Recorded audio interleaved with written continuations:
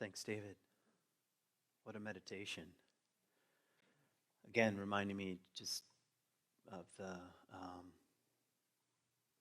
wisdom and uniqueness of this community and your many voices, and feeling touched and moved by that this morning. And I guess I want to say, let's have talk back over here in the promised land. I see no reason to change it at this point. I had an image that came to me as you were talking. Well, first, two images. One was you said something about baling hay or hay baling of summer or something like that. I did that as a kid. It's a terribly itchy job. The farmer down the street would pay me $2 a day plus candy.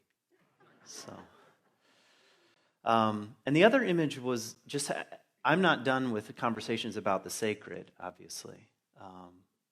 And last month, I think, was stirring around in some interesting and important waters, stirring up the cauldron a bit. And it is still a question, what makes a place sacred, and what happens to places over time, and what happens when we lose the thread to places over time. Like if you were to come with me to Jerusalem, and I were to take you to the very center of the old city, where the Dome of the Rock is. That's the gold dome. It's actually an Islamic shrine. It's not a mosque. People confuse it. It's an Islamic shrine. And what you would find there is, first of all, there'd be a police force that guards it and keeps the peace. It's a mixture of Palestinians and Jews, actually, are on the police force that manage the Dome of the Rock, as it's called. And if you were to come with me, you would be quite confused as to what's going on, because you might have Friday prayers happening, Muslim prayers, and there might be 20 to 50,000 people chanting. And you could ask me, what are they chanting? And at first I would say, I don't know, but I would know a few things that they might be chanting, which would disturb you on one level, and also might inspire you on another level. And then next to that, you might have Jews praying at the Western Wall, as it's called, which is actually the retaining wall built by Herod the Great to hold up the platform on which the Dome of the Rock sits, which was built about the year 800-ish AD, Common Era. That's a long time for a single shrine to be there. And you would also notice that the shrine, the Dome of the Rock, is octagonal, which is the same shape as the Byzantine churches and was probably made by Byzantine Christian engineers, which is odd in and of itself. And you would also notice, if you were listening to me as I was talking about it, that the shrine commemorates the place where Muhammad ascended to heaven, although it doesn't say that in the Quran. And you'd say, well, why doesn't it say in the Quran? Because it just doesn't. It just says, and he went to a mountain and ascended to heaven, and that's been associated with the place of Jerusalem. You think, oh, that's odd. There's no mention of Jerusalem in the Quran, and that's true. And then you might notice that there'd be metal detectors everywhere you went, no matter where you wanted to go. If you wanted to go to the Western Wall, or if you wanted to go to the Dome of the Rock, although you could also go to the archaeological park there if you wanted to. And next to the Dome of the Rock would also be a palace built by the Ottomans, who ruled this part of the world for 800 freaking years. That's a long time. Some of you don't even know what Ottomans are, other than you've heard the word. So that's interesting. And then you would also notice there would be Palestinian kids selling bagels on the street, the world's largest bagels that you've ever seen in your entire life. They're about this big. And if you live in Jerusalem and you have a 2-year-old and you want them to be quiet in the stroller, you just give them one of those. It lasts for hours and hours and hours. It's definitely not gluten-free experience. And then you could stop by a modern cafe if you wanted to.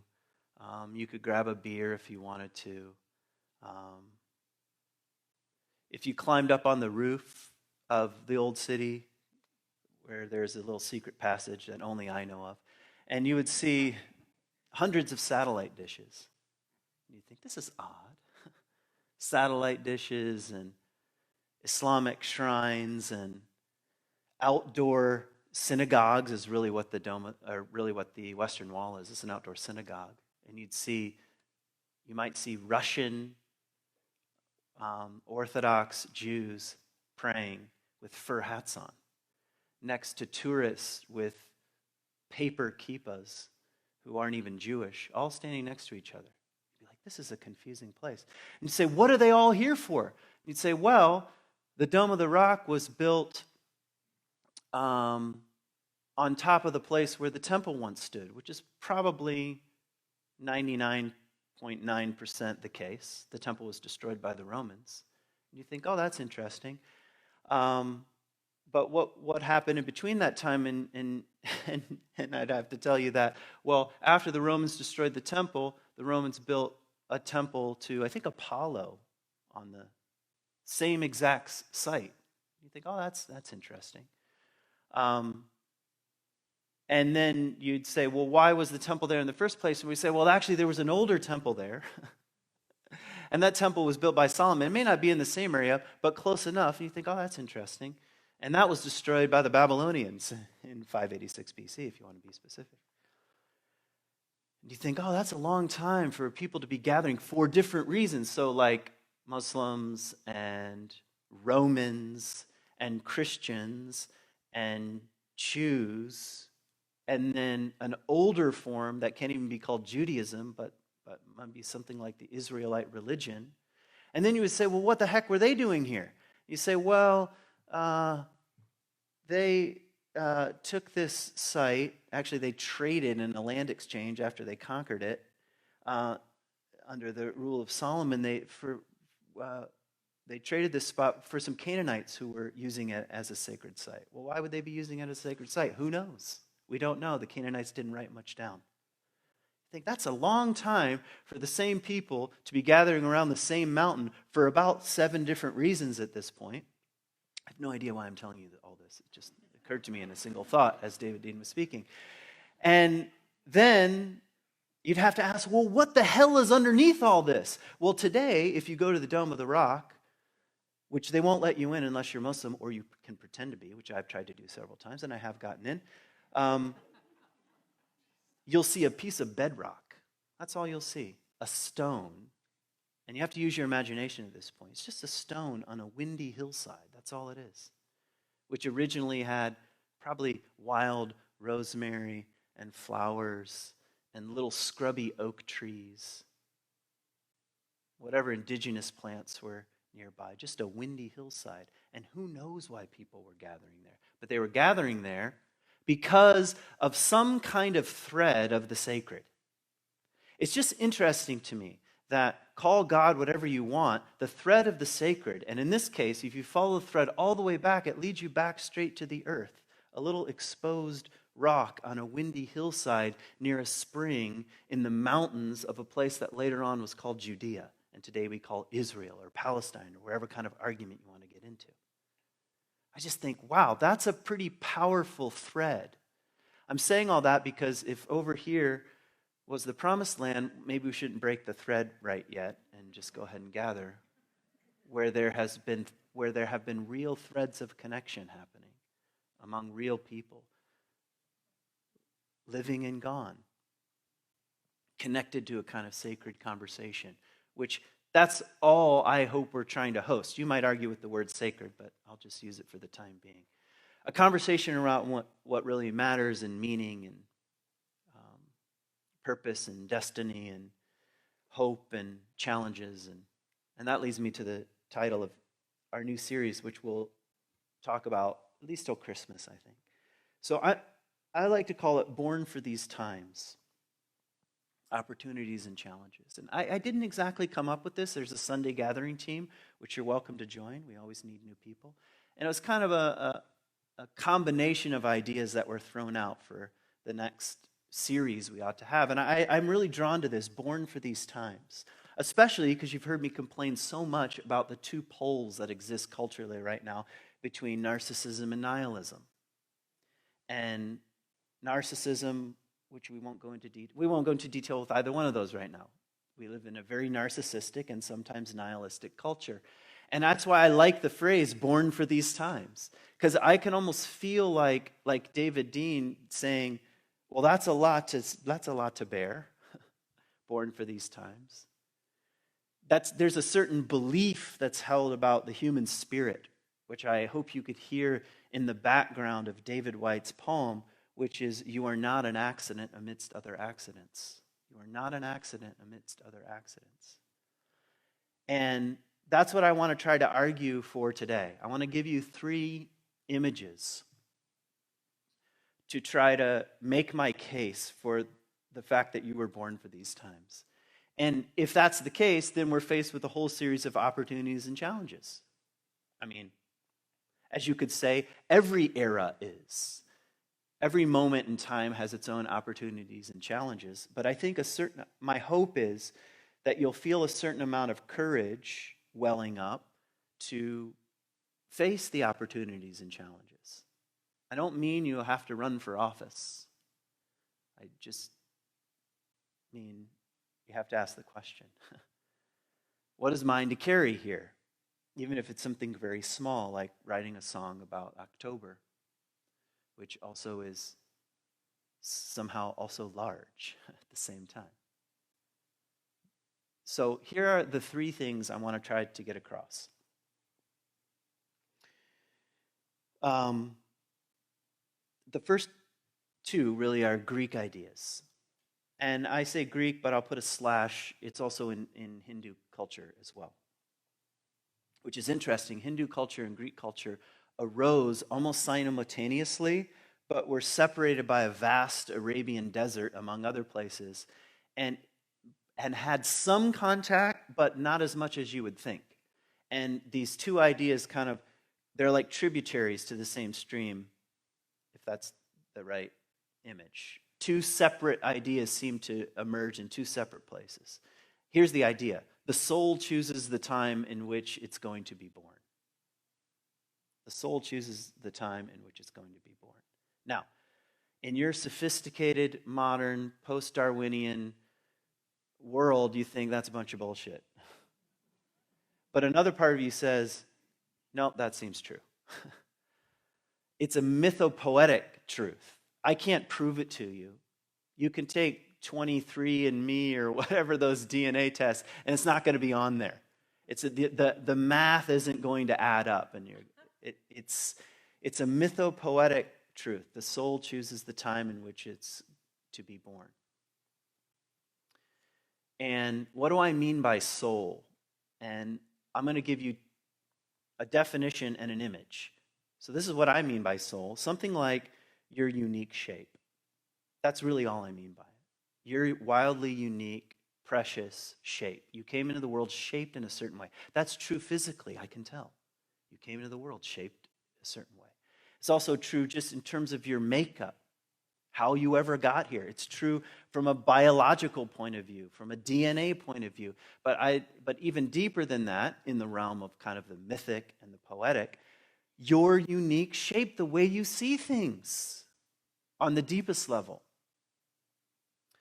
And the soul decided, just go with me with this, said now's the right time for this unique shape to come forth in the world. And you could never have planned it. Now we know that because I don't have to go into the whole birds and bees thing, but you couldn't have planned it. And if you want to get very graphic, which I won't, but just use your imagination, of all the really millions of options that could have happened in that singular moment in time, the mystery of you came forth, as opposed to another million other choices. That's very strange. It's almost like a little frightening in a good way to think about the fact that you're even here. So I like to think the soul chooses the time in which it's going to be born, and sometimes we need a little help, so we need to look at history and which I'm not going to do. I'll challenge you to do it on your own, but just ask things like, why did this person step forth to do X? Or maybe even better, like what David Dean was saying, to be a certain way in the world that caused a kind of rippling effect. Just pick any figure that has had a watershed effect on the world in which they inhabited. How did they do that? What confluence of circumstances? Let's just take one example, like Rosa Parks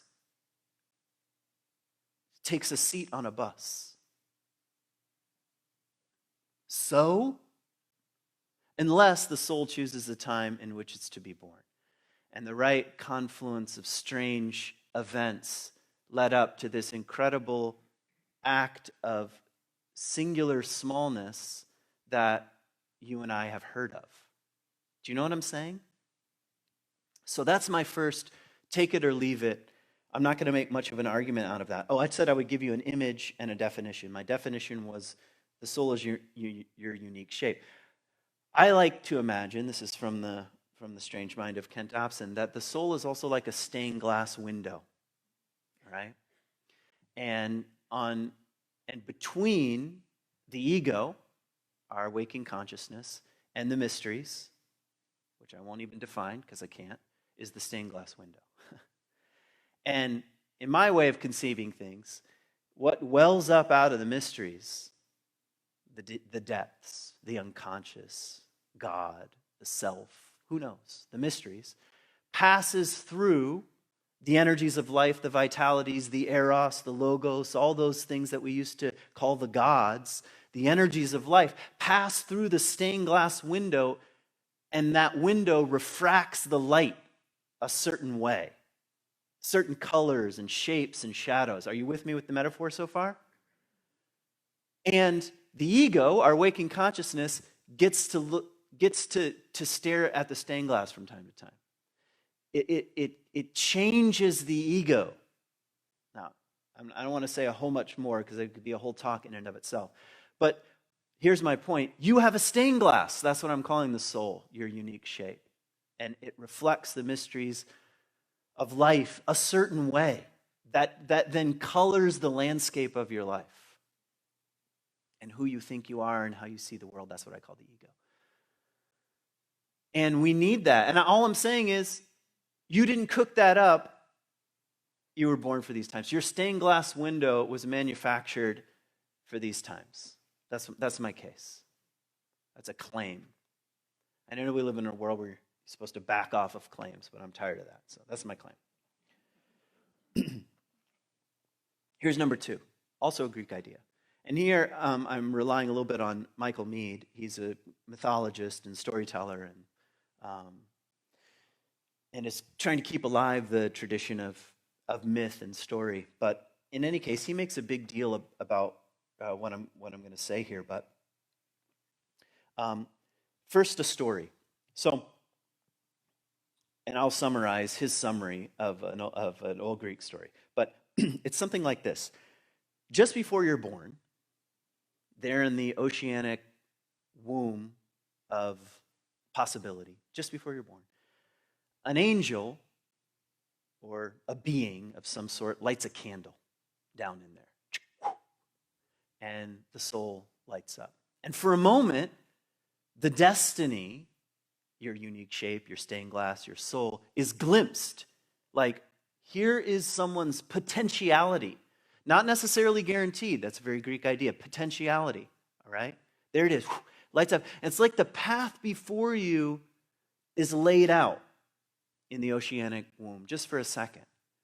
And that would be wonderful, because we could just be born into the world, and just before we were born, this mythic candle gets lit, and we come into the world seeing. But as you know, it's a little more problematic, and another angel or force or being, just before we're born, blows the candle out.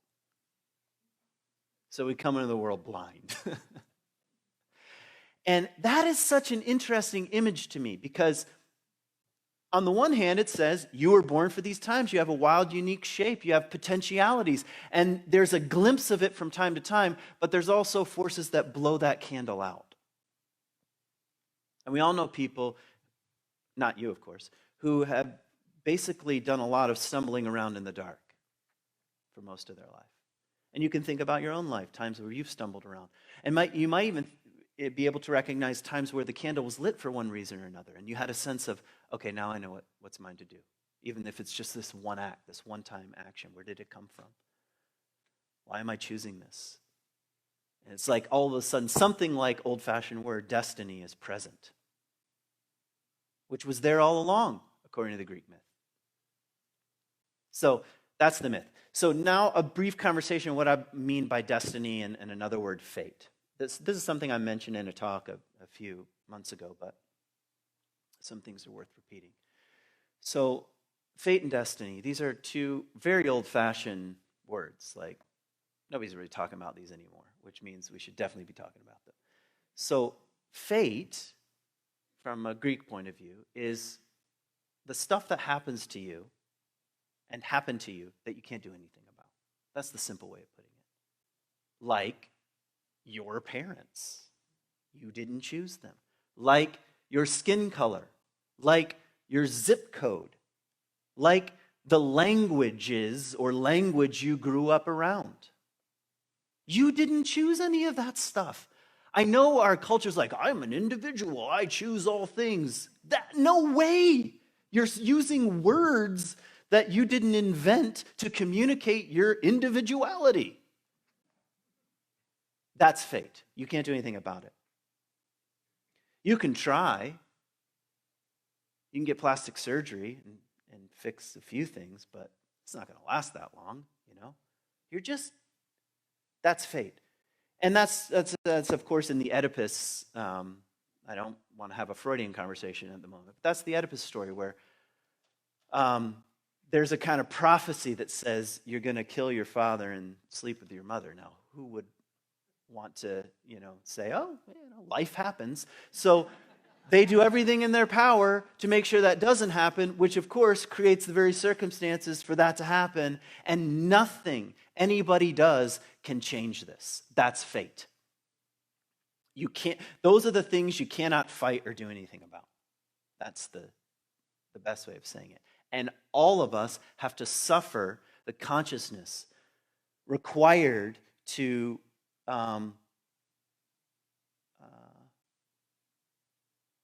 accept this, I guess would be the simple way of saying it. It requires a kind of fierce consciousness to say, yes, some things are fate. Now, that was my spiel on fate.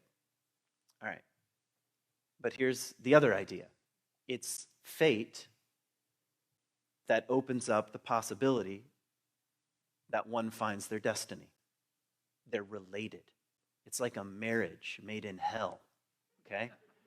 It's the circumstances, and sometimes even the terrible circumstances, where every once in a while that candle is lit, that was lit before you were born, that says, now I see. I'm going to do something about it. Or I'm going to step into the world. Or I'm going to be a certain way. Or, as David White says, I'm going to carry what is hidden as a gift to others. That's someone who has recognized a sense of destiny. And that's something I actually believe, that people have destiny. And I do not mean it in a fatalistic sense. I actually mean it in a potentiality sense. Here's another way of saying it. Not everybody lives up to their destiny. How do we know that? Look around. I mean, not at these people. Look beyond these walls. And there's something about this dynamic between fate and destiny that I think I find it helpful, but I think it's important to keep alive right now. Because especially when we start talking about opportunities and challenges.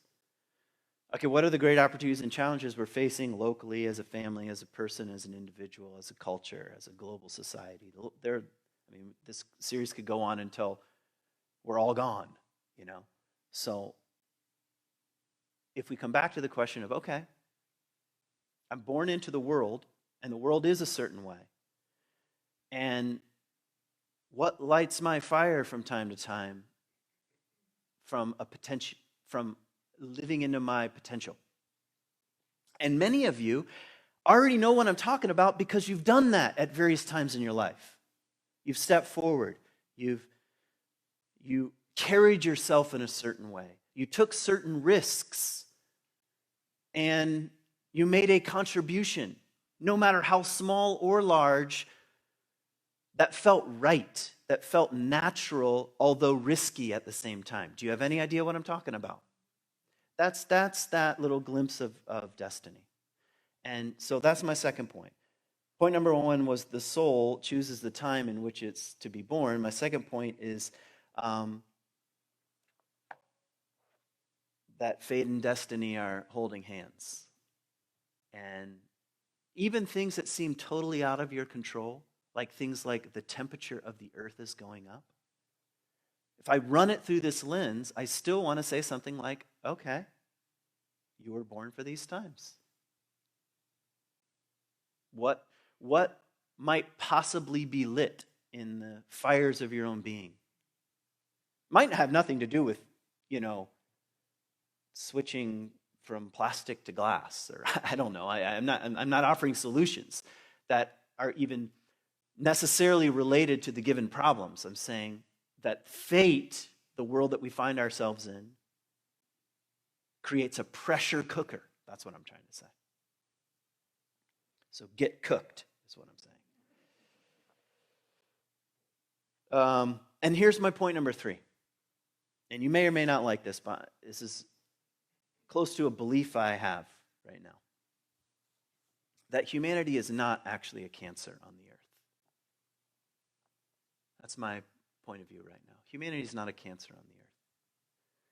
It's very tempting to think so. That's the nihilistic conclusion. I'm not saying, have you ever read about how grasshoppers become locusts? Yeah, grasshoppers become locusts. Are you familiar with this? There's not a locust species. It's grasshoppers that are in a frenzy of gorging themselves, and they grow to like 3 times their size, and they can take down, hundreds of thousands of acres in a short amount of time. Human beings are like that sometimes. Okay? They're kind of like that. But I would not say, like it was popular to say in some circles, that human beings are a cancer on the earth. We are causing tremendous harm. I don't have to convince you of that. We cause tremendous harm to one another. We cause tremendous harm to the planet, to social structures, to meaning, all kinds of things. But I think that kind of thinking will become a sort of self-fulfilling prophecy. If you want to conclude that human beings are a cancer on the earth, that's what will happen. That's just my opinion. So my challenge is to think more like, what opportunities does it create? We find ourselves in this world of over 7 billion people. And it's a pressure cooker. And things aren't looking good on a number of levels. So my question is still something like, given that, what is yours to do in the world? How are you going to show up? Or are you going to retreat into some cave of ideology, not you of course, but some cave of ideology where you can feel good about yourself and plug your ears and cover your eyes? Thank you. So I want to challenge you to instead think about human beings as one more expression of the genius of how any of us got here. 4.5 billion years of evolution, most of which nobody ever heard of human beings. That's just the earth. And then 14.5 billion years of evolution, period, of this massive unfolding.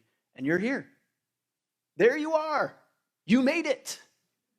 So I'd like to just say something encouraging, which is, you were born for these times. And there are opportunities and challenges. And take heart. You're among friends, or mostly friends, or at least friendly people that can support you to live into whatever small or great thing is yours to carry for the time that you have left. You were born for these times. You didn't cook this up. And there are a lot of things and difficulties and challenges that feel like at times there's a closing in. But I hope this series will be more like a pressure cooker, where the things that feel like fate will awaken just a small sense of destiny. Okay. My sermon was a little long. I'm reclaiming the word sermon, by the way. Mainly because I went on and on about the Dome of the Rock. I'm going to read 5 questions, and then we'll listen to some lovely music. And you can file these away. These are things that I want to encourage you to think about between now and the next time we're all together. What is my family story? I encourage you to write it out, your family story. What are the threads of fate and destiny within my own family story? Go back in time some, too. What are the things that none of us could do anything about, yet there were little seeds of destiny that were awakened? I challenge you to do that. Here's the second question. Do I have a sense for my own unique shape? Do I have a sense for that? What is I've been around for a while, so what's my unique shape? What's my stained glass like? How does it refract the light a certain way? I challenge you to really think about it, write about it, see what you think. How does my unique shape respond to the challenges and opportunities of the world that we find ourselves in? Fourth question. What are the challenges and opportunities we are facing? At the pre-talk, which is the first part of the Holy Trinity of the meeting that happens on Sundays, in the pre-talk, we just talked about that for 45 minutes. What are the opportunities and challenges we feel like we're facing? I encourage you to do it on your own. And then, final question, which you don't even have to really